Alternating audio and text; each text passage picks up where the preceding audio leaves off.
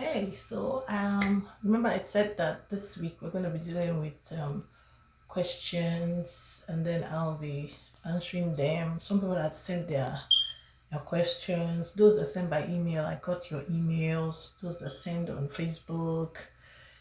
If you're on social media, on Facebook, I'm at Spouse Affairs. I have the married group. I have the singles group.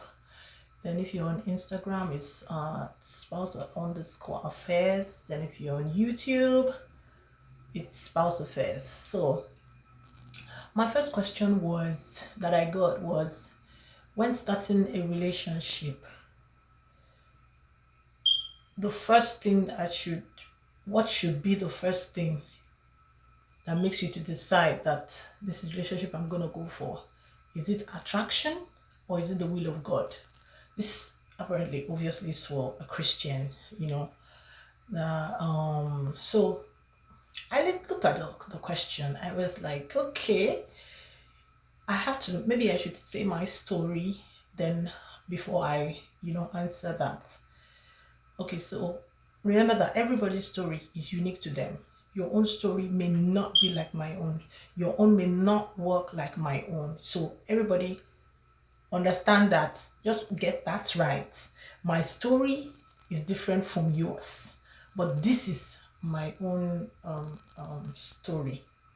So I met I started working in the bank, and then when I got to the bank, the first day I got into the bank, normally they'll take you around. That's after you've done your interview and then you're now working. So they take you around to meet all the staff, you get to introduce yourself to people, and then they show you where you're going to work. So I was supposed to be working with front desk, note counting and all that. So cashier work. So they took me around, they took me to all the staff. They started from upstairs, then the marketers is still upstairs. They took me upstairs, took me to all the guys, all the ladies, everybody. And you know the way guys are, when they see a new babe, everybody's like, hey, they're trying to just make you feel comfortable. So then they now got to my husband's desk. My husband was the chief teller. So so they now took me to my husband, and then they're like, this is a berry. Then it was the HOP, the head of operations, that was taking me around, and then he said, this is a berry. Well, my husband did not carry up his head. He didn't even look to even say, who is even standing right in front of me? He didn't carry up his head. He didn't even say hello or anything. He just kept on doing whatever he was doing. And I was like, what kind of arrogant, annoying person is this? He was the only person that did not say hello to me. He was the only one. Every other person stopped what they were doing and said hello. This wasn't even, banking hours has not started. Everybody was, yeah, it has started, but not like, but others gave me attention. This guy did not give me attention. And I was like, what crap? Who is this one? Who does he think he is? That's what I was saying in my mind. I was like, who does he think he is? That he can't even say hello. He can't even carry up his head. He's forming that he's working. Like, really, this one must be all these arrogant guys. So I formed my impression. I hadn't even moved away from him. As I was just saying that in my spirit, in my heart, I heard the Holy Spirit tell me, said, that's your husband. I said, what? I said, never. Because it's like, this person that I'm complaining about, that is so arrogant and annoying, that's the person that you're telling me that's my husband. I was like, never. So I got home. I was even telling my younger sister. Then I was like, can you imagine? So she not say, but you know the way the Holy Spirit speaks to you. Maybe he's the one. I was like, I beg, that cannot be God. That will give me I want to marry someone that is friendly, someone that relates with people, someone that, I can gist with. I'm not looking for somebody that will come and be giving me a lecture. Somebody that will come and be putting me in a box. So I was like, that can never be the man. He can't be the man. Well, we now, that continued. Anyways, my light went off. I don't know why my light is going off. Anyway, so so I started, what I now started doing was to avoid him. So we were, I was working the next our offices were the same, like the same front line now to tell, if you know, tell us the way tellers are arranged, so eventually they now said I should understudy one other guy. Then after that, they now said he should now teach me too. So I was besides, and so we now got talking, and then this was on, then he now said that we now started relating, like just based on, office work. So all of a sudden I just noticed that, he started asking me questions like, are you a Christian? What do you stand for? And all that. So in my head, I'm like, oh, this one is this deeper life brothers. They have come. They are looking for so I was like, yeah, I told him I'm a Christian. I told him where I worship and all that. So he was like, okay.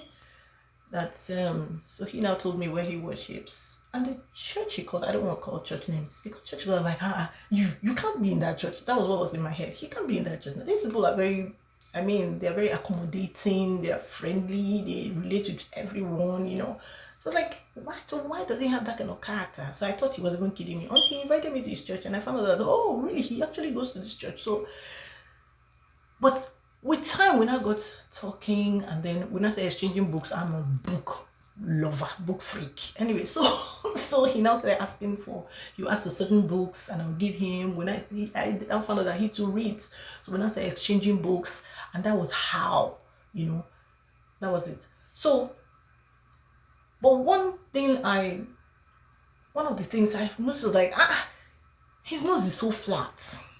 Yeah, my husband was weird. I always tease him about that, so it's not like a biggie.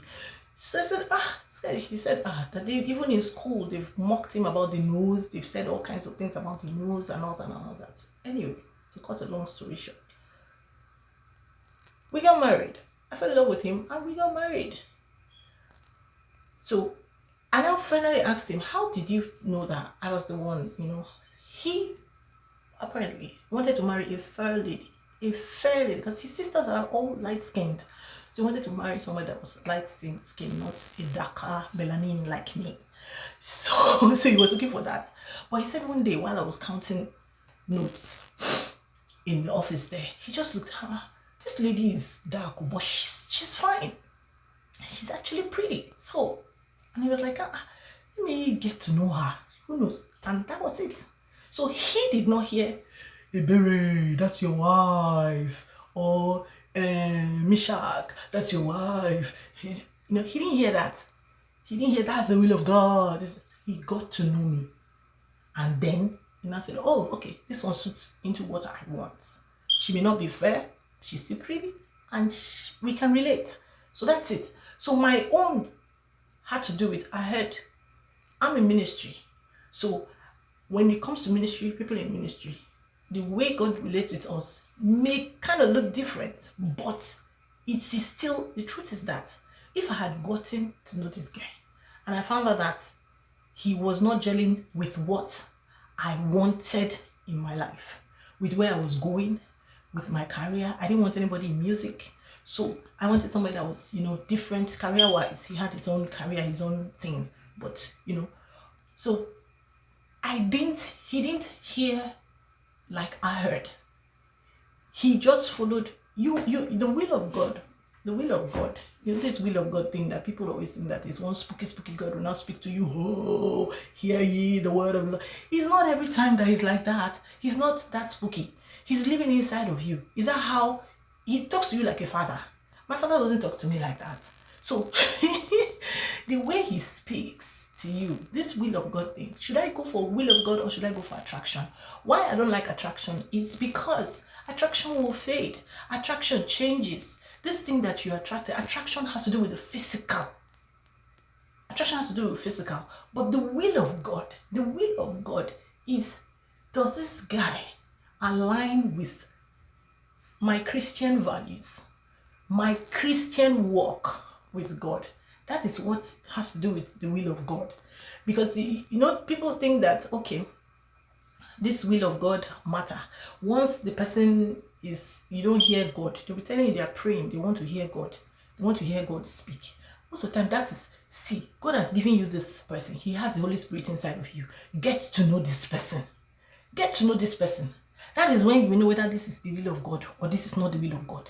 It is not by making it look spooky that he's going to now come and talk to you in your dreams. Look, all those things you are seeing in your dreams, most of the time, it is based on what you were seeing in the physical. Maybe you thought about the person before you went to bed and all that. Those things are not what you will use as your yardstick to say that is the person.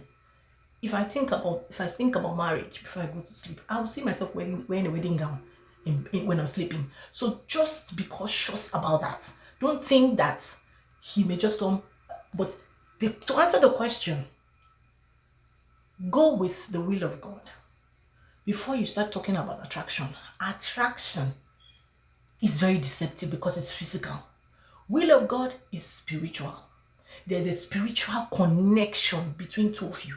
There's a spiritual connection between both of you. You guys have a connection in the spirit. Life is very, very spiritual. The spiritual controls the physical. You may be, if you're working based on attraction, you're working based on the physical.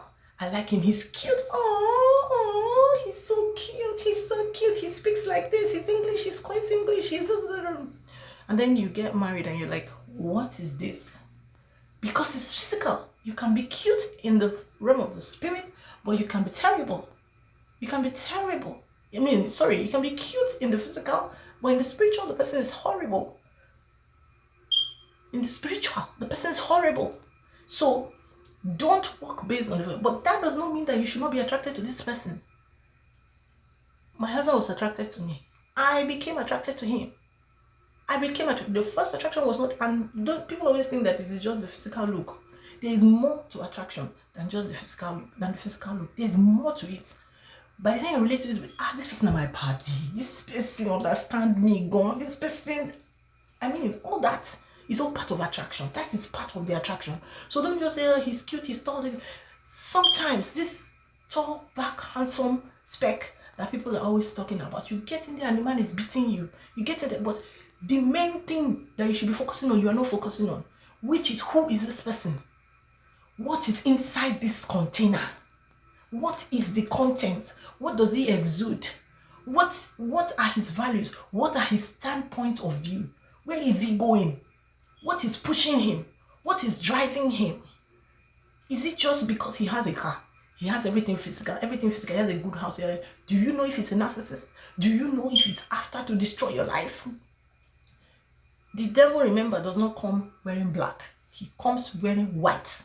So don't be deceived that the devil is going to come and then sometimes the person just comes and immediately start asking for sex. You already know your standard. You already know your values. Sometimes he doesn't even come like that. Sometimes he may not even pressure you on that. But you get married and then you are inside fire. So I'm saying that follow the will of God. Attraction is inside that will of God. You will be attracted. I've heard one woman, she told me she actually prayed to be attracted to her husband. So don't put attraction first. Put the will of God first. And remember what I said about the will of God. The will of God is somebody that is aligned to your values, to your serving God, to your service to God. So remember that. And God will help us. I hope that helped. I hope that answered your question. So this is question 1. I'm going to do question 2. I have a lot of questions from people. So God bless you all.